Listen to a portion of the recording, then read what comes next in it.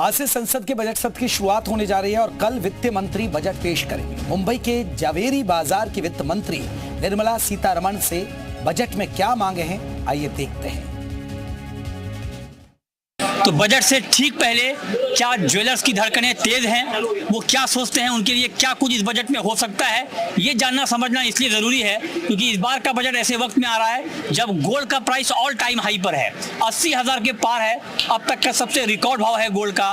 तो रिकॉर्ड भाव पे बजट में क्या कुछ उम्मीदें बन रही हैं, इस पर हम बात करेंगे। और सबसे बड़े ज्वेलरी मार्केट झवेरी बाजार से इस वक्त हमारे साथ तमाम जो बुलियन और ज्वेलर्स के एक्सपर्ट हैं यहाँ पर मौजूद हैं। और ग्राउंड पर आने का मतलब हमारा ये है, मकसद ये है कि हम आपको यहाँ से बता पाएं कि बजट से ठीक पहले इनके मन में किस तरह की हलचल चल रही है, ये लोग क्या सोच रहे हैं, इनके बीच में आपस में क्या चर्चा हो रही है बजट को लेकर, उसी पर हम बात करेंगे। हमारे साथ सुरेंद्र मेहता साहब हैं जो कि इब्जा के सेक्रेटरी हैं, India Boolean and jewellers association के। मेहता जी, अब तो कुछ ही वक्त बचे हैं, अब आप कोई नई डिमांड रखेंगे तो उस पर तो कोई बात होगी नहीं क्योंकि बजट लॉक हो चुका होगा, लेकिन दिल क्या कह रहा है आपका, क्या होगा इस बार? मुझे ऐसा लगता है कि क्योंकि हमारा करंट अकाउंट डेफिसिट बढ़ रहा है तो मुझे लग रहा है कि सरकार को कहीं ना कहीं जो गोल्ड का सेल होता है, जो कॉमन पब्लिक ज्वेलरी सेल करती है, उसके कैपिटल गेन को एग्जेम्प्ट करना चाहिए ताकि ज़्यादा से ज़्यादा जो घरों का गोल्ड है वो मार्केट में आए और हमारा इंपोर्ट बिल कम हो सके। तो आप ये बताइए कि आपको क्या लगता है, क्योंकि पिछली बार जुलाई के बजट में 9% का एक बड़ा कट आया था ड्यूटी में,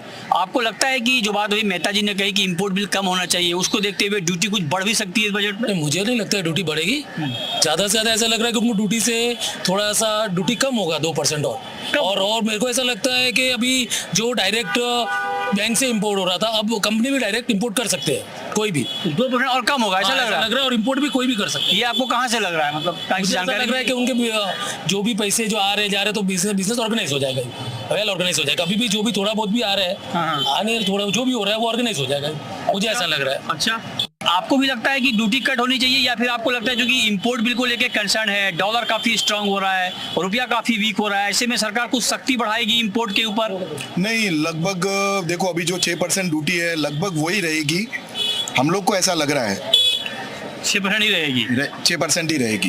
देखिए, ज्वेलर्स के बीच में भी आपस में मतभेद इस बात को लेकर है कि ड्यूटी घटेगी, बढ़ेगी या कुछ नहीं होगा, इसको लेकर अलग अलग राय आ रही है। और इसीलिए ये ग्राउंड पर आने का मकसद यही होता है कि आप सारा व्यूज़ एक साथ आप सुन पाएं, जान पाएं। आपको क्या लगता है ड्यूटी को लेकर, क्या चूंकि जो बात अभी हम लोग सब कर रहे हैं कि इंपोर्ट बिल पर सरकार की नज़र हो सकती है या होनी चाहिए, इसको लेकर क्या होना चाहिए फिर? मुझे ऐसा लगता है कि फिलहाल के लिए अगर ड्यूटी रिविजन होगा भी तो इस बजट में कुछ नहीं होगा। The government is going to observe as to what has happened and how exactly the changes वो made in the last budget are affecting the current economics of the country. तो मुझे ऐसा लगता है और साल भर लेंगे वो लोग, और अगर ड्यूटी रिविजन लाना भी होगा तो अगले साल लाएंगे। अगले साल आएंगे। ओके, आपका सर क्या व्यू ड्यूटी के ऊपर? पहले हम इंपोर्ट ड्यूटी पे ही बात कर लेते हैं, फिर हम आगे बढ़ेंगे।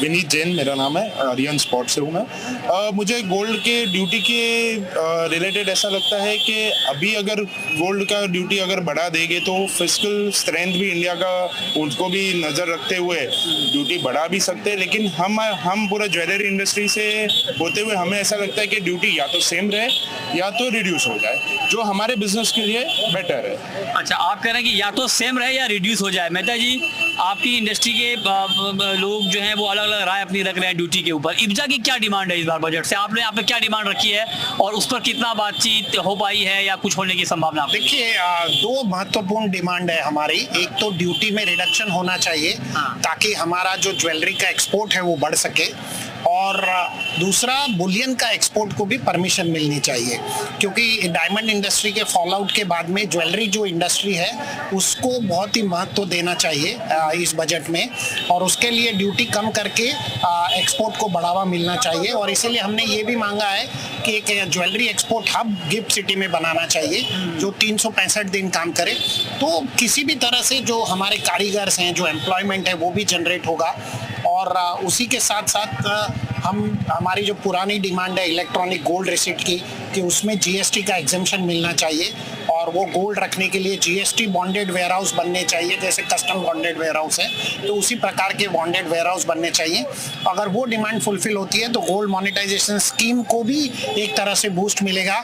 हम गोल्ड का लेंडिंग बोरोइंग कर सकते हैं इक्विटी मार्केट की तरह, जो आज परमिटेड नहीं है। लेकिन आपने कहा कि ड्यूटी और घटनी चाहिए, और 9% की भारी भरकम कटौती जुलाई के बजट बजट में हुई थी उतनी तो आपने डिमांड भी नहीं की थी इस बार। तो आपको नहीं लगता कि आप जो अगले 2-3 बार बजट में डिमांड करने वाले ड्यूटी रिडक्शन को लेकर वो एक ही बार में हो गया?